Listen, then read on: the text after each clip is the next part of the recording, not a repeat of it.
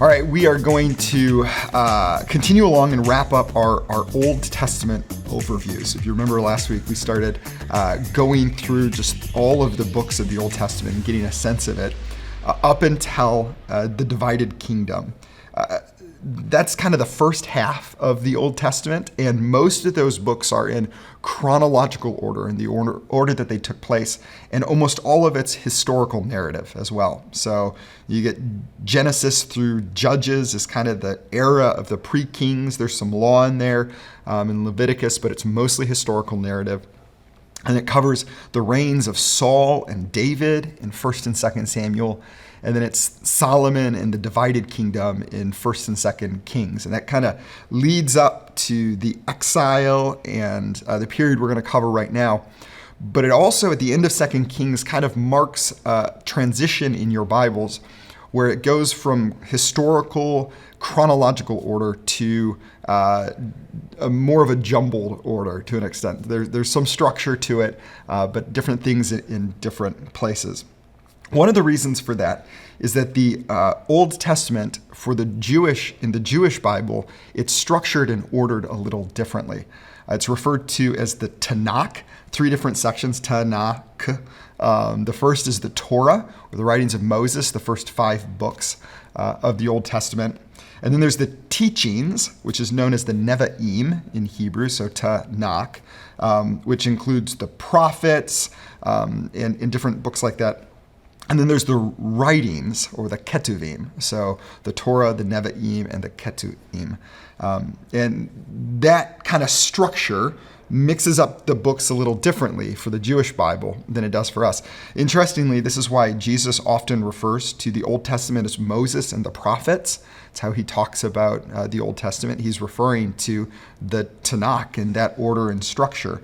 The Bible Project does a great Bible overview of that as well, if you're interested, so you can take a look there.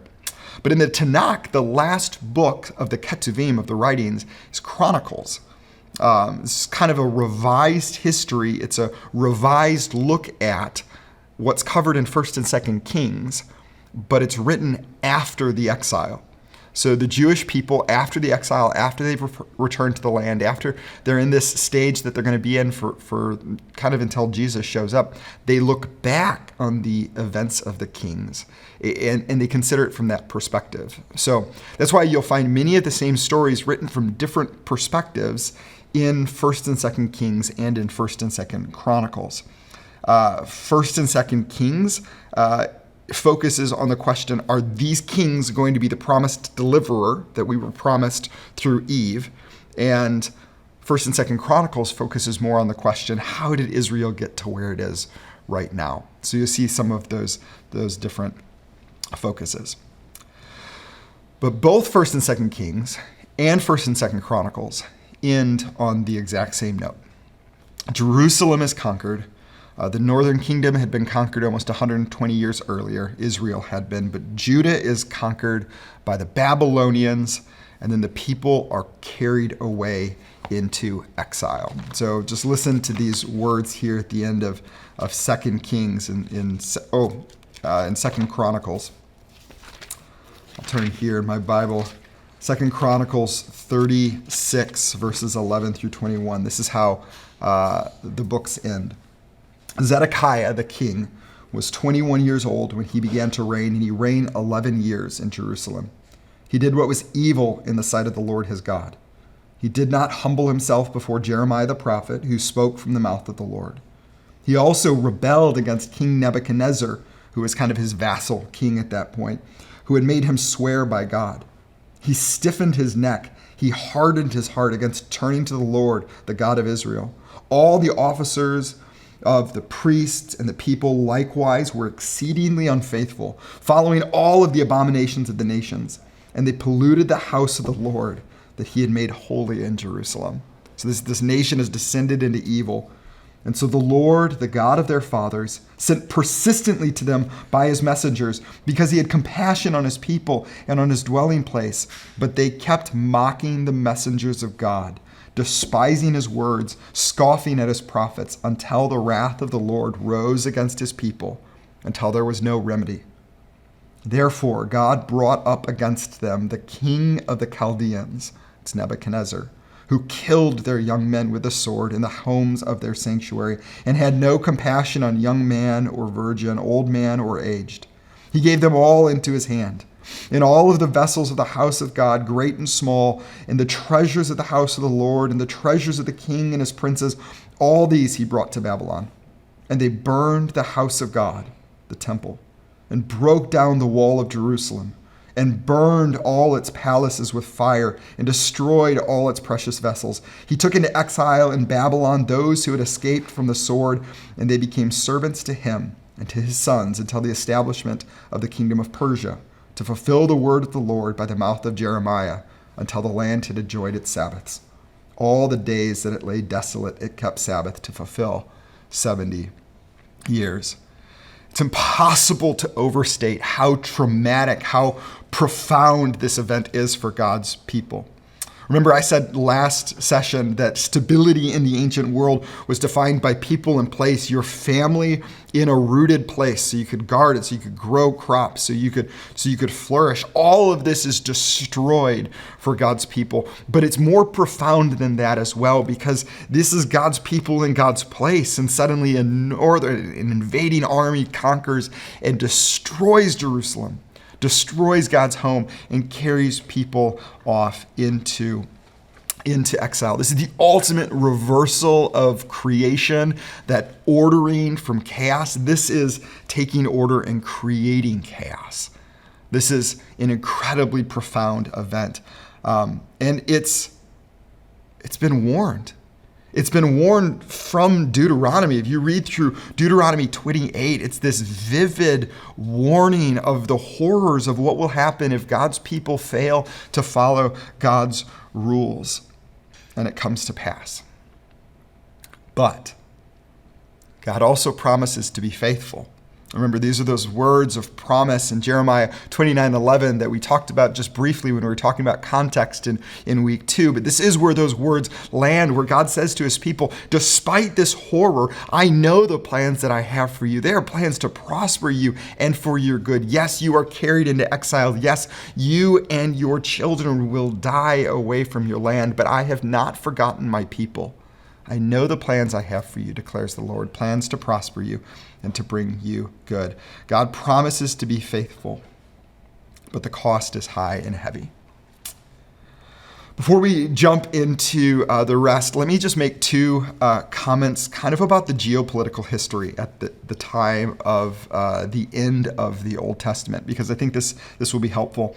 First, just to give some clarity, the history at this time goes through 3 super nations, 3 kind of global superpowers that happen one after another. And they're all referred to as enemies of God's people that God uses to enact his judgment. But the first is the Assyrians, who conquer Israel, the northern kingdom, in the 8th century BC. But they fail to conquer Judah. The Assyrians never make it down quite that far. The Assyrians are then conquered by the Babylonians, who expand the Assyrian Empire, ruled by Nebuchadnezzar. It's the Babylonians who eventually conquer in Jerusalem and carry the people off into exile.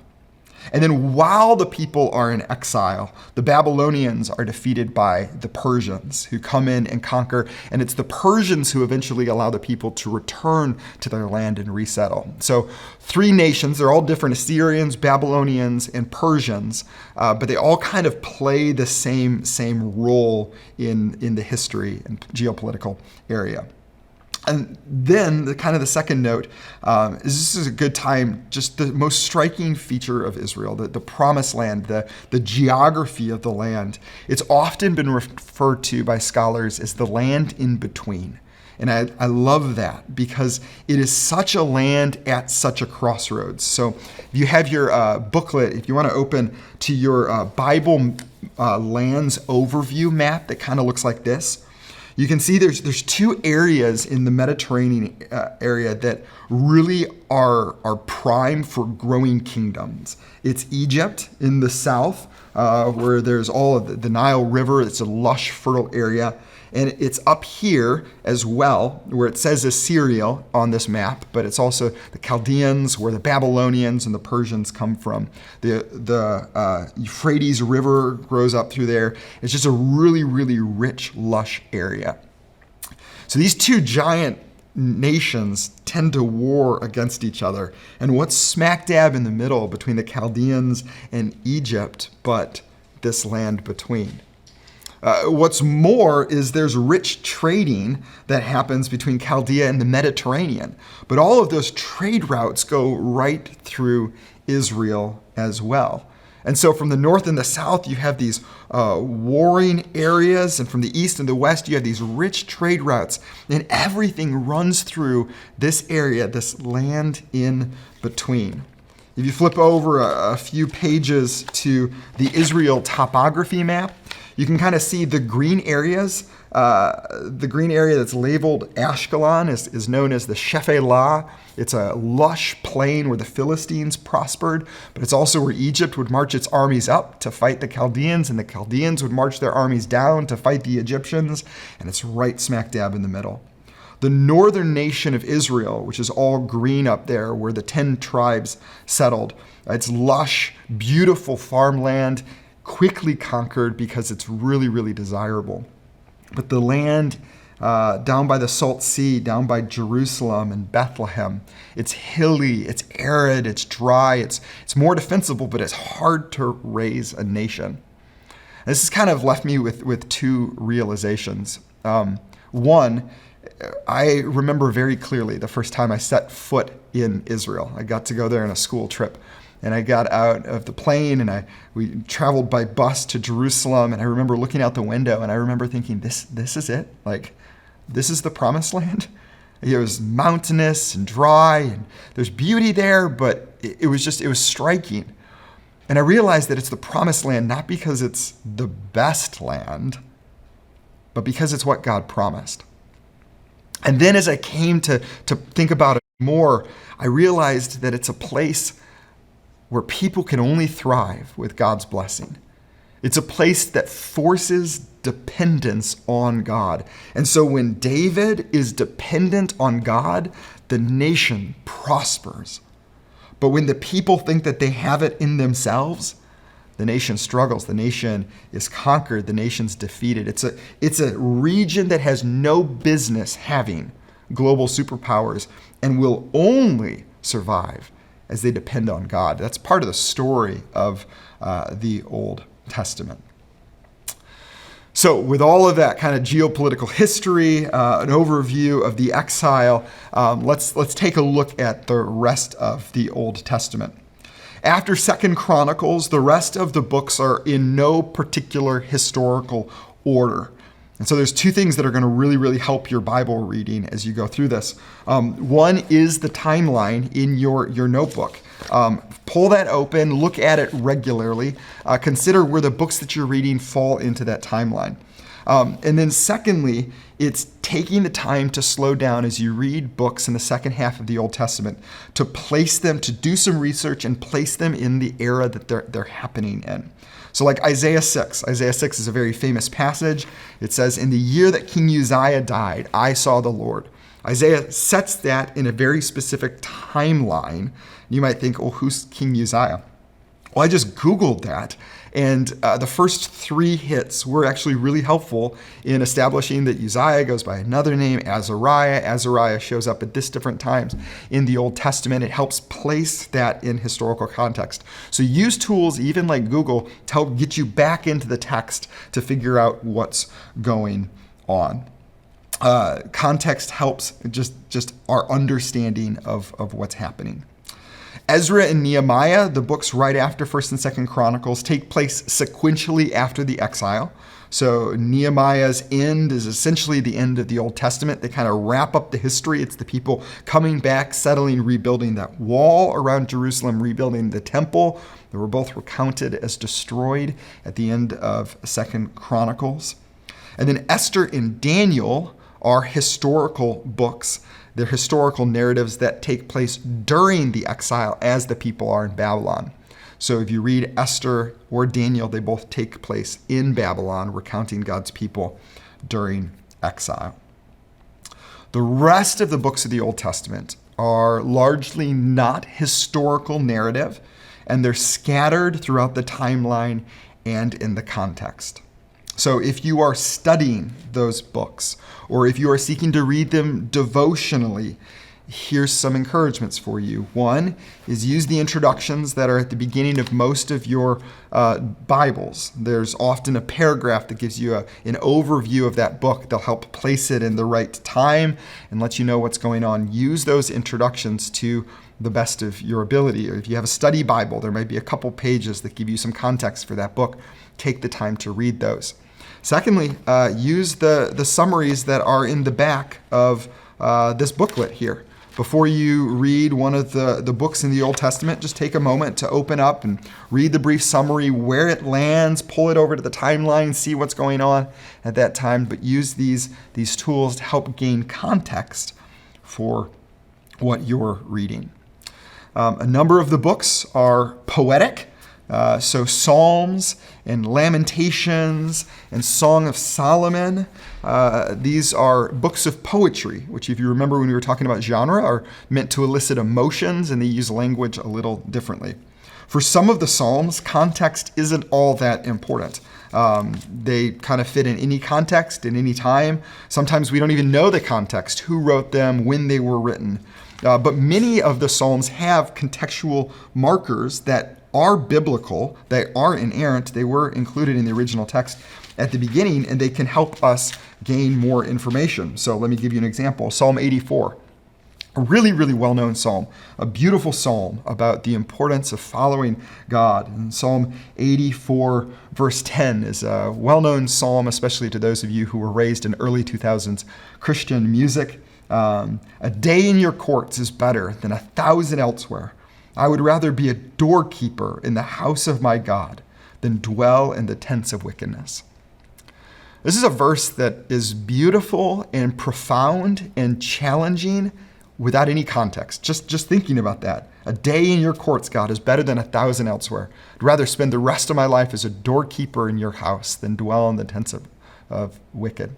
There's a lot to devotionally take out of that. But this psalm gives you context as well. It says it's to the choir master according to the Gittith. We don't necessarily know exactly what that means. It's some musical notes. But then it says it's a psalm of the sons of Korah. If you start digging into the history of the sons of Korah, they're mentioned richly in the Torah, in the books of Moses. Korah was one of the Levitical priests who was charged with carrying the pieces of the tabernacle. That was his role. But he rose up with others. This is all in the book of Numbers. He rose up in rebellion against Moses, claiming that Moses didn't have any right to lead God's people. And there's this striking story in the book of Numbers where Moses tells Korah and his family to separate, to take his tents away and pitch them. And God's judgment comes down on Korah and his family, and the earth actually opens up and swallows the tents of these wicked men. When you take that and you put it together and you read the sons of Korah, some sons would survive to it ended up becoming a choral group, a worship group under King David. That's attested to in 1st and 2nd Samuel. But when you read them say that I would rather be a doorkeeper in the house of my God, which is another word for the role that they were given. I would rather do the task that I was assigned to than dwell in the tents of wickedness? Is that a reference to Korah, who was decreed as wicked? I think it is. There's a rich context to even this verse that's gained as we slow down and spend time really processing the text. So context, it's so rich as we're reading these. We have the books of wisdom like Job, which is actually likely one of the earliest first books written taking place, but it's placed back here. Job and Proverbs and Ecclesiastes, I'd encourage you in the back of your booklet in those genre inductive study notes to lean into the questions, the observation, interpretation, and application questions that we give you for wisdom literature that can really help as you're reading those texts, kind of trying to understand what they mean. And then the rest of our Old Testament is kind of broken into two different categories. We talk about the major prophets, so Isaiah, Jeremiah, and Ezekiel. These longer books, they're 40, 50, sometimes 60 chapters long. And then we talk about the minor prophets, not because they're less important, but because they're shorter. There's 12 minor prophets, 3 major prophets, 12 minor prophets. Some notes. Most of the major prophets have some narrative and then lots of prophecy woven in. And so keep track as you're reading that of the genre that you're reading in. Keep careful attention as you're reading prophecy about who it's being written to. Is it prophecy? Is it truth speaking that's being written to Israel, the northern kingdom? Is it being written to Judah, the southern kingdom? Is it being written to other nations? Is it God's people? Is it promises for God's faithful people? Is it judgment against people who are rebelling against God? Keep careful concern for who it's being written to. And then keep in mind that the major prophets are in large places. They're anthologies of prophecy. So it's not like it was sat down and everything was written over a series of like 1 or 2 years. These are books that were written over many, many, many years by the authors and sometimes compiled and worked through with different people. There's a lot of different theories about how these books came to be. We know that they are God's inspired word, but they're often anthologies, and so they cover different time periods and different eras. And then finally, just an encouragement is that Deuteronomy is the book in the Old Testament that will serve as the best commentary for any of the prophetic literature. So many of the prophets are pulling back promises, blessings, and curses that were spelled out in Deuteronomy, and they're talking about those in the context of what's happening in the pre-exilic and post-exilic times. That's relating to the exile. So Deuteronomy is a great book to really study and read before digging into Isaiah, Jeremiah, or Ezekiel. And then finally, we have the minor prophets. There's 12 of them. They're scattered in terms of where they appear in times of the history. Some of the prophecy is to Israel before the exile. Some of it's to Judah after the exile. Obadiah is about an entirely different country. It's about Edom, so it's a book of prophecy written to a different country. And this is an area too that's slowing down and really digging into some context is going to be helpful. So let me read a verse here in Obadiah. It's a 1-chapter book. So Obadiah verse 19. Those in the Negeb shall possess Mount Esau, and those in the Shephelah shall possess the land of the Philistines. They shall possess the land of Ephraim and the land of Samaria, and Benjamin shall possess Gilead. There's 8 different names. Some of those referred to locations. Some of those referred to modern countries by ancient names. Some of those referred to people groups. Some of those referred to tribes, which is actually referring to regions. That's a complicated verse that requires a lot of unpacking. Don't be afraid as you're reading these passages to slow down and to dig in and to start to learn to make these connections. I mentioned the Shephelah earlier in this video teaching. Do you remember what it was? The more you slow down and process these, the richer your Bible reading will become as you go through. I'd also note the minor prophets are often shorter books. And so if you are in a Bible reading plan and you see you have three days to read a 12-chapter book or a 6-chapter book, my encouragement, instead of breaking that 6-chapter book into 2 chapters every day, would be to read the whole minor prophet in one day, and then the first half and then the second half again, or read it all the way through 3 times. Spend the time reading these books through from front to back is a rich experience. So that kind of wraps up the Old Testament, a blitzkrieg through the Old Testament. Let me speak really, really quickly to the intertestamental period, because Malachi, the last book written in the Old Testament, ends about 400 years before Matthew does. And so what goes on in those 400 years is actually really important to understand in order to set the context for the New Testament.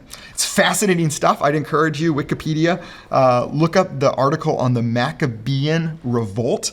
It's absolutely fascinating. So the Old Testament ends with the Persians in control. They let the Israelites go back to the land. The Israelites have started to resettle. They have some autonomy. They're paying tribute to the Persians. But in the middle of the 4th century BC, the Persian nation is conquered by this guy you might have heard of before.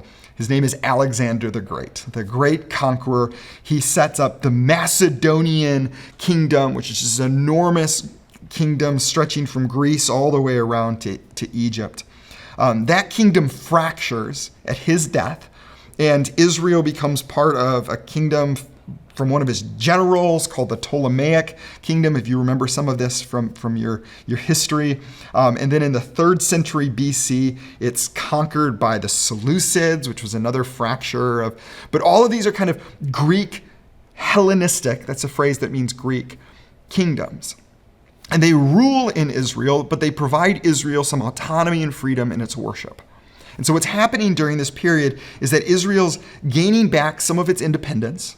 It's gaining back its worship rituals and patterns, but it's also being deeply influenced by the Greek Hellenistic culture. Many Jewish people are beginning to speak Greek. The Old Testament is being translated into Greek, which is the version that many of the Old Testament the New Testament writers would have read, the Septuagint. Israel is slowly rebuilding its national identity, but it's not independent. Until about 168 BC, when the family from the royal line of Israel rises up, the Maccabeans, and they have a revolt and they kick out their Greek oppressors. And for a brief period, there is independent rule in Israel again. It's its own nation surrounded by these superpowers, worshiping Yahweh and seeking to govern itself. About this time, Hasidic Jewish communities rise up, like the community at Qumran, who wrote the Dead Sea Scrolls that we have.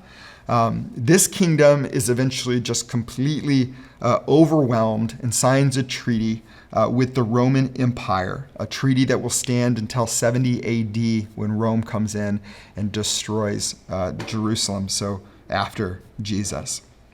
But what we end up with then is we end up with a nation that has rebuilt its national identity, worshiping Yahweh, following God, desiring to be independent, but under the rule of the Roman Empire, longing for Messiah and asking what's next.